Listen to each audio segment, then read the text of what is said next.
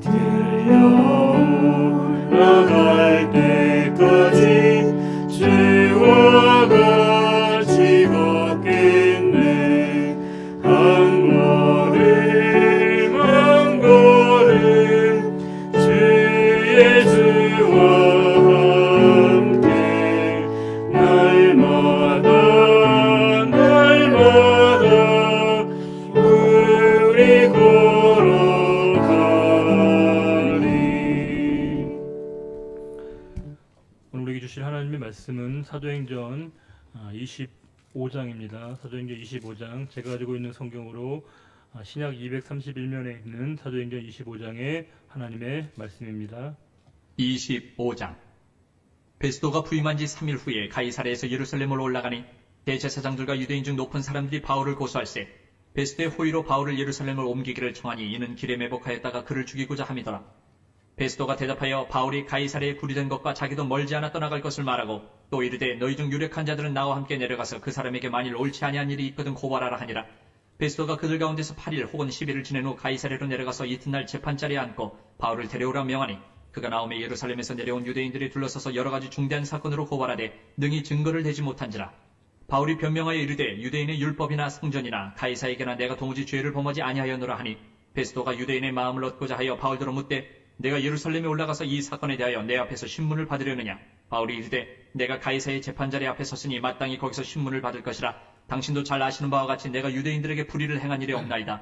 만일 내가 불의를 행하여 무슨 죽을 죄를 지었으면 죽기를 사양하지 아니할 것이나 만일 이 사람들이 나를 고발하는 것이 다 사실이 아니면 아무도 나를 그들에게 내줄 수 없나이다. 내가 가이사께 상소하노라 한데 베스도가 배석자들과 상의하고 이르되 내가 가이사에게 상소하였으니 가이사에게 갈 것이라 하니라.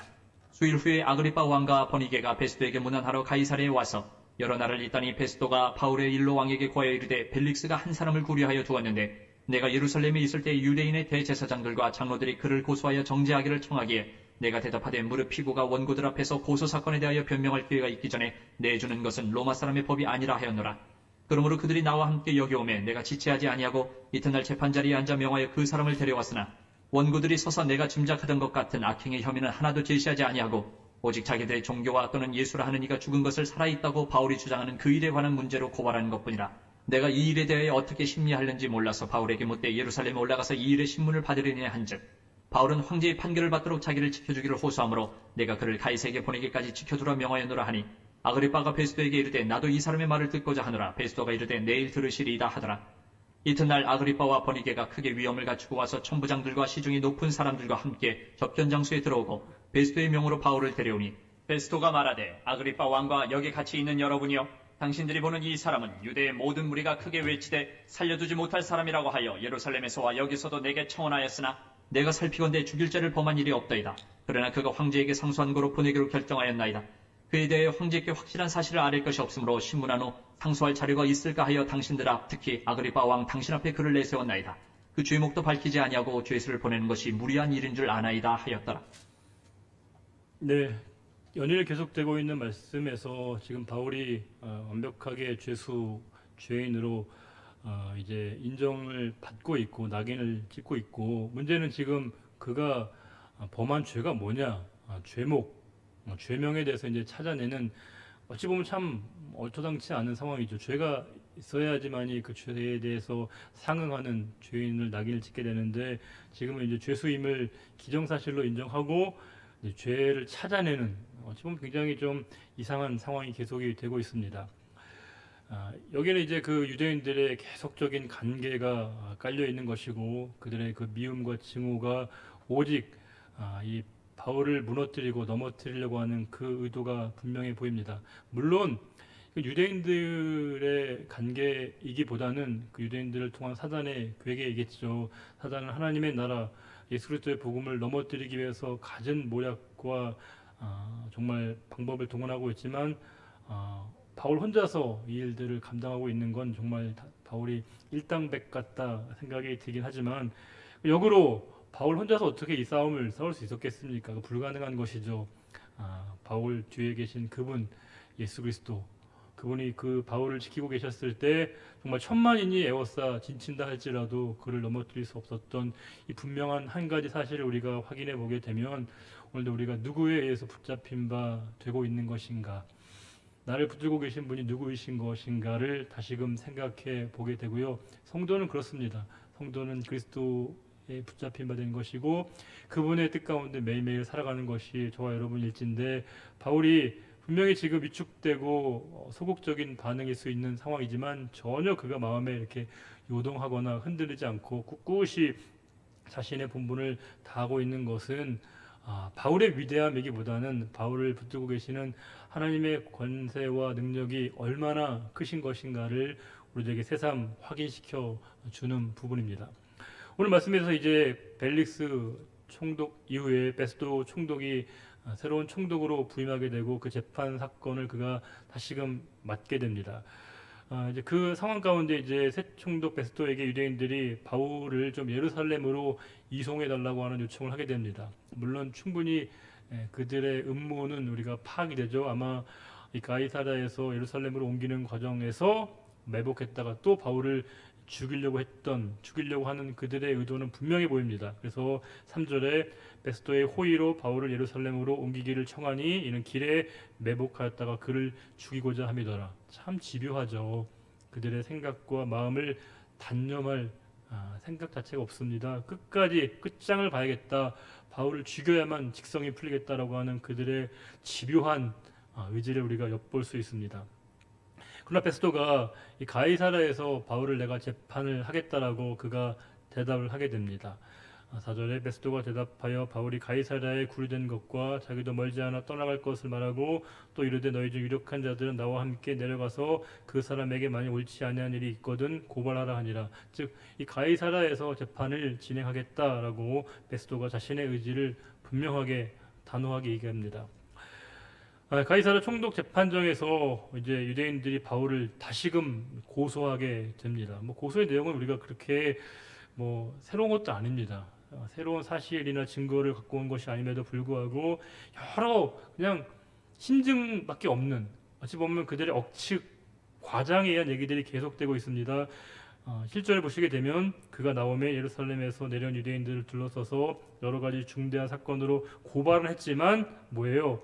증거가 없습니다. 증거를 낼 수 없습니다. 증거 불충분, 증거 부족입니다. 이건 각하되는 게 마땅합니다. 그럼에도 불구하고 계속 재판은 진행이 되고 있습니다. 바울이 변명하여 이르되, 우리말로 변명처럼 돼 있지만 이건 변증했다는 겁니다. 자신의 입장을 분명하게 그가 논리적으로 표현하고 있다는 겁니다.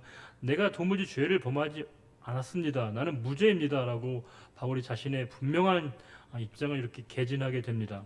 그런데 역시 타 총독들은 유대인들의 반응에 민감하고 있습니다. 9절에 베스도가 유대인의 마음을 얻고자 하여 유대인들의 어떤 그 여론을 덧입어서 바울더러 묻되, 내가 예루살렘에 올라가서 이 사건에 대하여 내 앞에서 신문을 받으려느냐? 혹시 너 예루살렘에 갈 생각은 없어? 라고 이제 넌지시 물어보게 됩니다. 이쯤 되면 베스도가 얼마나 정치적인 지금 행보를 보이고 있는 것인가, 객관적으로 이 사건을 처리할 생각이 없이 여론에 밀려서 이리저리 가고 있는 전형적인 포퓰리즘이 작용되고 있는 그런 상황입니다. 그런데 이제 바울이 뜻밖의 얘기를 합니다. 10절에 바울이 이르되, 내가 가이사의 재판 자리 앞에 섰으니 마땅히 거기서 신문을 받을 것이라. 내가 즉 로마 황제 앞에서 내가 재판을 받겠습니다. 내가 그에게 상소하겠습니다. 라고 하는 주장을 합니다. 11절에 만일 내가 불의를 행하여 무슨 죽을 죄를 지었으면 죽기를 사양하지 아니할 것이지만, 만일 이 사람들이 나를 고발한 것이 다 사실이 아니라면 아무도 나를 그들에게 내줄 수 없습니다. 내가 가이사에게 상소하겠습니다. 아주 최후의 카드를 내밀게 됩니다. 그리고 이제 베스도가 바울의 상소를 허락하게 되고 이 사건을 이제 그 황제에게로 송치하게 됩니다. 12절에 베스도가 배석자들과 상의하고 이르되, 내가 가이사에게 상소하였으니 가이사에게 갈 것이다 라고 베스도가 최후의 결정을 내리게 됩니다. 또 시간이 많이 흐르게 됐습니다.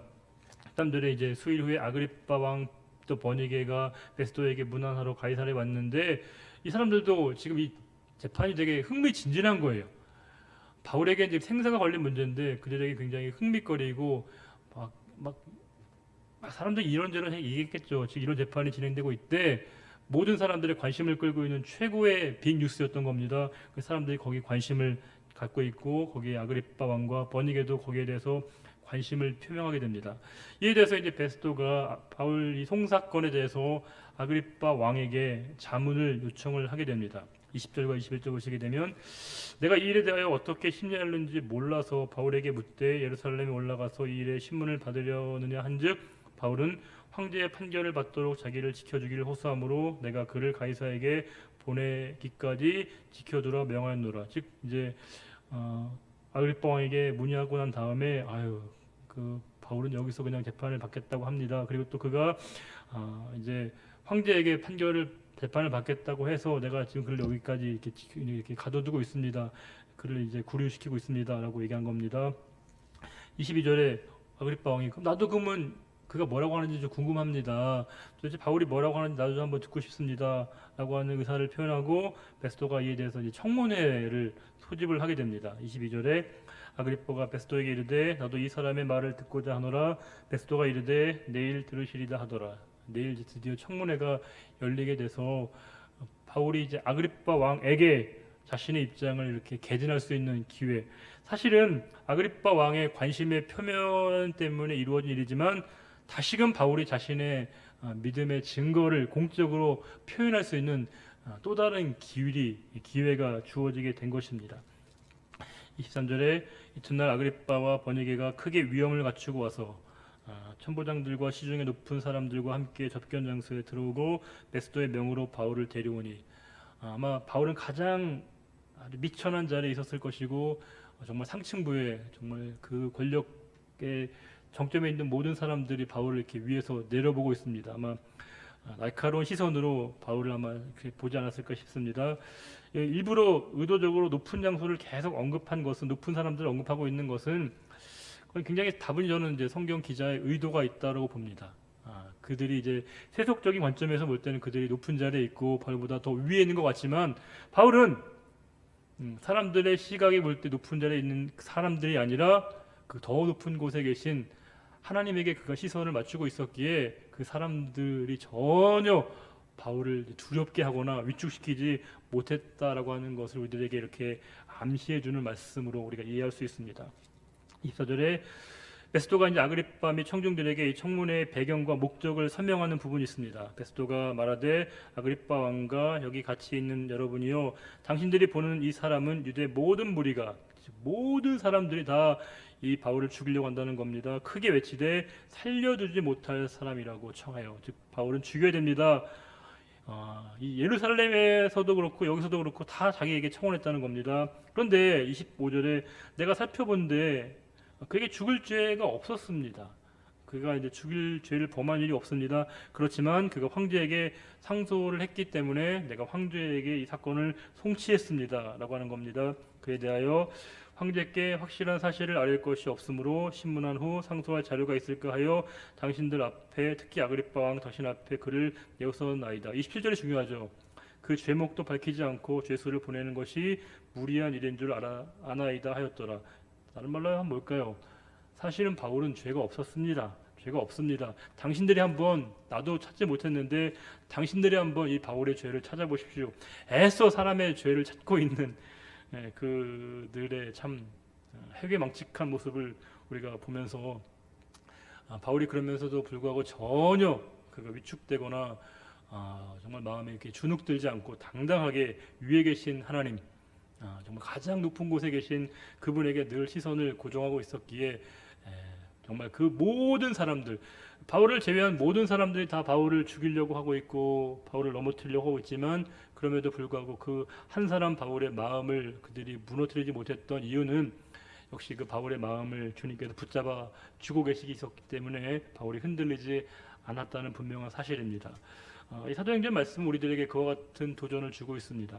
우리가 오늘도 이 사도행전이 계속되고 있다고 보는 거 아니겠습니까? 성령께서 지금도 일하고 계실 때, 성령께서 우리의 마음과 생각을 꽉 붙들고 계신다고 할 때 우리의 삶에 때로는 우리가 흔들릴 수 있고 또 우리 마음을 참 무겁게 하는 수많은 일들이 연속된다 하더라도 성령께서 우리에게 늘 도우시고 함께 하실 때 우리가 든든히 오늘도 성령의 의지에서 성령의 사람으로 우리가 살아갈 수 있는 분명한 이유와 뜻이, 계획이 하나님 안에 있음을 신뢰하는 것, 그것이 바로 성도의 고백인 것이고, 오늘 말씀을 통해서 이 바울의 모습은 우리들이 또다시 삶의 현장 가운데서 우리가 드러내야 될 우리 성도의 모습이라고 하는 것입니다.